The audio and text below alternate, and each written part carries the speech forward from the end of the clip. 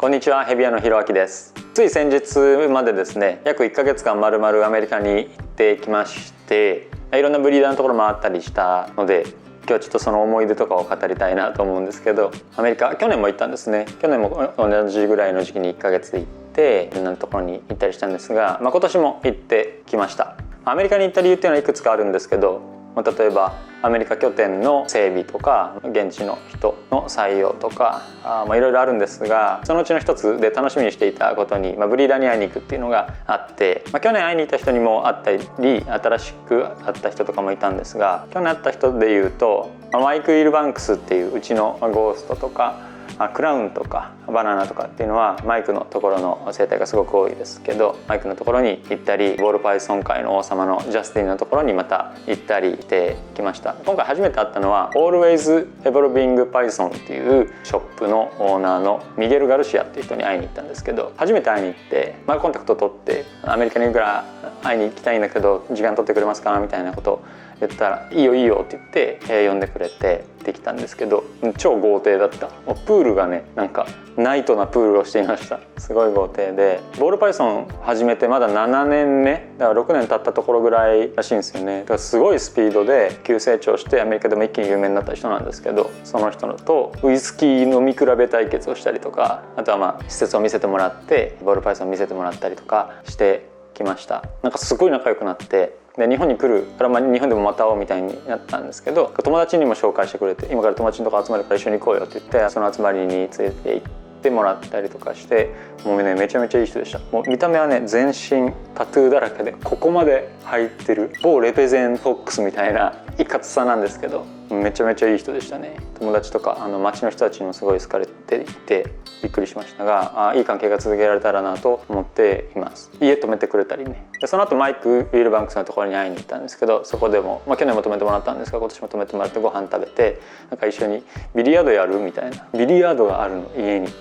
そこもねプールあるんだけど、プールの手前にビリヤードがあって、それをこうやりながらボールパイソンとはみたいな、ビジネスとはみたいな話をしてきましたが、もうその辺はねもう時差ボケのピークでくっそ眠かった。もうなんかフラフラしながら話したりしていましたけど、で最後に会いに行ったのがジャスティンのところで、去年見た状態から1年経ってブリードも進んでいくわけですよね。で去年からさらに進化したボールパイソンたちを見せてもらったりとかして、でご飯もね向こうのナンバー2のチェイスっていう人がいるんですけど、チェイスと一緒にご飯を食べに行ったり、いろんなボールパイソンの話をしたりしました。みんな結構口を揃えて言うのは、ボールパイソンってこう流行の波みたいなのがあるんですよね。バーッと流行して、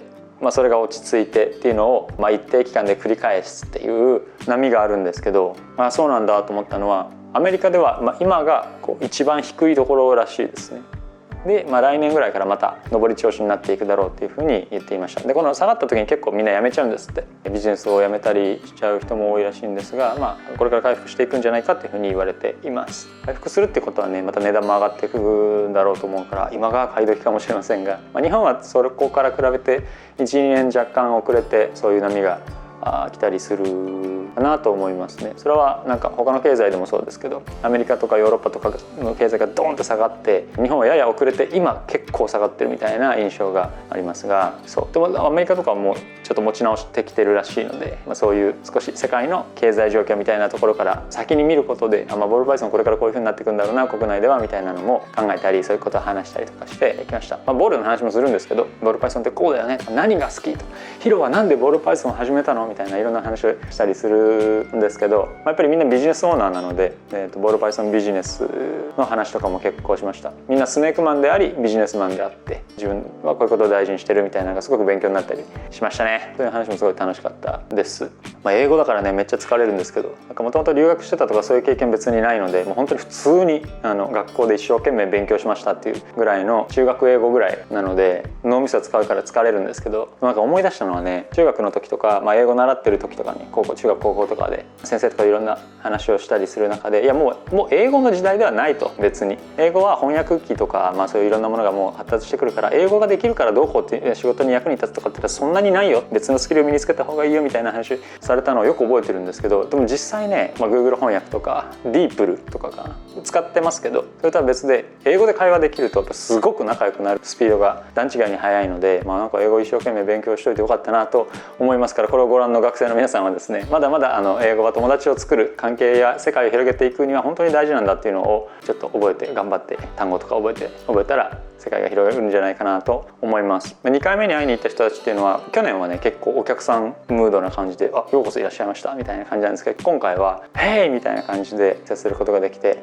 そういう関係の変化っていうのもすごく楽しかったですね。ボールの話で言うとそんな感じなんですけど、1ヶ月もいれば、いろんなトラブルとか、アクシデントとかあったりして、そういうのは別の機会にライブ配信とかでもね話できたらなと思いますけれども、ボールパイソンが大好きでこういう仕事や生き方をしているわけですが、そのメガマーケットっていうか、とにかくアメリカが一番大きなマーケットなので、そこに行ってメッカの雰囲気を感じてきたりとか、そのトップの人たちと、もうまさにトップの人たちなので話をしたことで、やっぱりさらにねボールパイソンに対するこうモチベーションっていうか、愛着っていうか、やる気っていうか、そういうのもこう刺激を受けて帰ってこれたので、ますます頑張っていきたいなと思っております。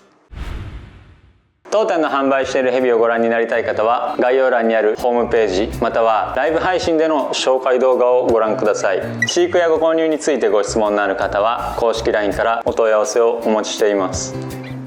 国産の自家繁殖ラットの定期発送サービスも行っております。概要欄にあるラット専用公式 LINE からお申し込みください。ただいま期間限定で毎月12名の方に送料だけで10匹のラットがもらえるお試しサービスを行っております。ラット専用公式 LINE からお試しラット希望とご連絡ください。